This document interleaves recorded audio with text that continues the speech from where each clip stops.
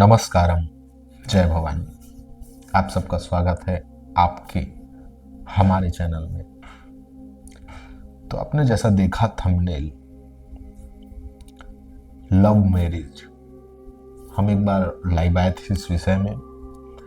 अब इनके विषय में एक वीडियो बना रहे हैं। समाज के उस रूप को आपको दिखा रहे हैं जिस रूप को आप देख तो सकते हैं लेकिन आवाज नहीं उठा सकते। उस समाज का वो रूप इतना गंदा है कि पूछो मत। अप्राकृतिक है वो रूप। समाज जितने भी गंदे काम है वो छुप करके करता है, जिसे वो गंदा कहते हैं। जो असल में गंदा है कि नहीं इसका निर्णय कोई कर नहीं सकता, लेकिन उसने उसे गंदा साबित कर दिया है। प्रेम विवाह को समाज ने गंदा साबित कर दिया है, और असल में ये प्रेम विवाह गंदा है कि नहीं इसे कोई भी साबित नहीं कर सकता। लेकिन प्रेम को समाज छुप करके करता है। मैं आपको एक कहानी बताऊंगा और ये कहानी आपको वास्तविकता की ओर ले जाएगी, और ये कहानी आपको वास्तविकता का दर्शन कराएगी कि समाज में जो बैठे लोग हैं, जो समाज का हेड बने हुए हैं, वो कितने हेट फैला रहे हैं। मैं इस कहानी के माध्यम से आपको उस चीज का दर्शन कराऊंगा। कहानी स्टार्ट होती है उस जगह से कि एक पहचान के मेरे बंधु हैं। उस समाज का, अपने समाज का एक, कहा जाए कि एक कर्ता धर्ता है। बड़ा तो नहीं कह सकता, लेकिन एक मुख्य कर्ता धर्ता है। तो मैं बैठा था उनके पास, तो एक वीडियो कॉल करता है वो, और वीडियो कॉल को मेरे तरफ दिखाता है और कहता है कि महाराज जी का दर्शन कर लो। मैं बोला कि भैया किसे आप दर्शन करा रहे हैं, कौन है? वो भी वीडियो कॉल से। क्या बात है, कौन है भी? तो बताए कि आपकी भाभी है। भाभी है?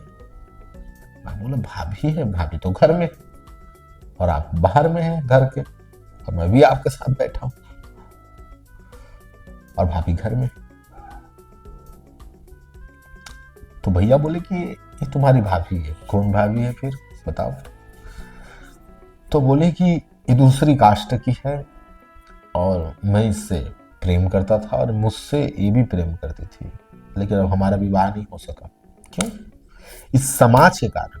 और वो जो व्यक्ति है वो अब दूसरे का विवाह नहीं होने दे रहा है। वो खुद समाज का मुखिया बन के बैठा, और पीठ पीछे वो ये काम कर रहा है। तो समाज के रूप को वो धारण किया है, लेकिन असामाजिक काम कर रहा है। फिर हम आगे बढ़े चर्चा में कि भैया फिर क्या हुआ, कैसे? तो बताया कि मैं आज भी इनसे बात करता हूं, आज भी मिलता जुलता हूं। तो आप तो समाज के एक सम्मानित व्यक्ति हैं, फिर भी ऐसे कैसे? तो बोले कि करते हैं। तब मुझे ये बात समझ में आया कि समाज का वास्तव में बड़ा ही दोगलापन है, और ये समाज का दोगलापन इसी बस चीजों में नहीं है, ये प्रेम विवाह बस में नहीं है। ये समाज का दोगलापन हर एक चीजों में है, लेकिन हम प्रेम विवाह के विषय में बात कर रहे हैं। तो आपसे मैं एक बात कहना चाहूंगा कि किसी भी चीजों को दूसरे नजरिए से, दूसरे के नजरिए से कभी मत सोचना। अपने विषय को अपने हिसाब से सोचना और अपने हिसाब से निर्णय लेना, क्योंकि समाज दिखता और कुछ है, करता और कुछ है। ये हाथी के दांत जैसा है, दिखाने का कुछ और खाने का कुछ और। इसलिए अपने ढंग से तुम काम करना, और जब तुम अपने ढंग से काम करोगे तब जाकर के यहाँ इस समाज में खुश रह पाओगे। नहीं तो ये समाज के हिसाब से चलोगे तो समाज तुम्हें कहीं और फेंक देगा। ऐसा ही होता है जब एक स्त्री और पुरुष के बीच प्रेम नहीं होता और दोनों का समाज विवाह करा देता है, और प्रेम जब जीवन भर नहीं हो पाता और वही प्रेम किसी दूसरे से हो जाता है, तो जीवन नरक हो जाता है और समाज छुप करके अय्यास करते रहता है। मेरे हिसाब से, और आप अपने विचार से निर्णय लेना कि विवाह कब सार्थक है।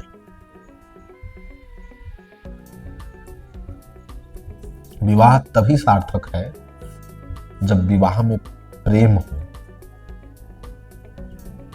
विवाह में प्रेम हो तब जाकर के विवाह सार्थक है, और प्रेम एक तरफा होगा तब भी खतरनाक है।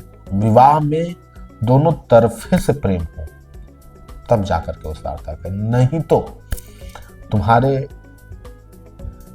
समाज के विचार और तुम्हारे धर्म ग्रंथ के विचार, सभी धर्म की बात करता हूं, सभी धर्म ग्रंथ के विचार और तुम्हारे श्रेष्ठ जिसे तुम महात्मा जानते हो उनके विचार, ये तीनों के विचार तुम्हें गड्ढे में ले जाकर के फेंक देंगे, क्योंकि ये प्राकृतिक से बिल्कुल विपरीत बात करेंगे।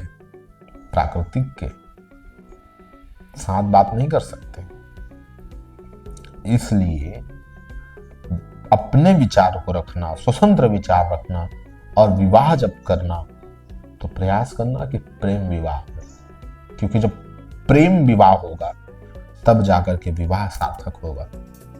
अब मैं ये नहीं कह रहा कि उस जाति से विवाह करना या उस धर्म से विवाह करना, नहीं, बिल्कुल नहीं। मैं बोल रहा हूं कि प्रेम विवाह हो। प्रेम विवाह धर्म वाले से भी हो सकता है, अब प्रेम विवाह दूसरे जाति से भी हो सकता है और अपने जाति से भी हो सकता है। लेकिन प्रेम हो, अगर प्रेम नहीं होगा तो सब नरक हो जाएगा, फिर ये पूरा विवाह नरक हो जाएगा। मेरी बातों को विचार करना, मानना मत, समझना और विचार करना, और विचार करके, सार्थक विचार करके तुम इसे मानना। क्योंकि मैं जो कहानी बताया समाज का, वो समाज का वास्तविक कहानी है जिसे मैंने आप सबके सामने रखा। अब आप जिम्मेदार हैं कि आपको करना क्या है और नहीं करना क्या है। बस इसी प्रकार कुछ चीजें आप सबको अर्पण करते हुए हम विदा लेते हैं।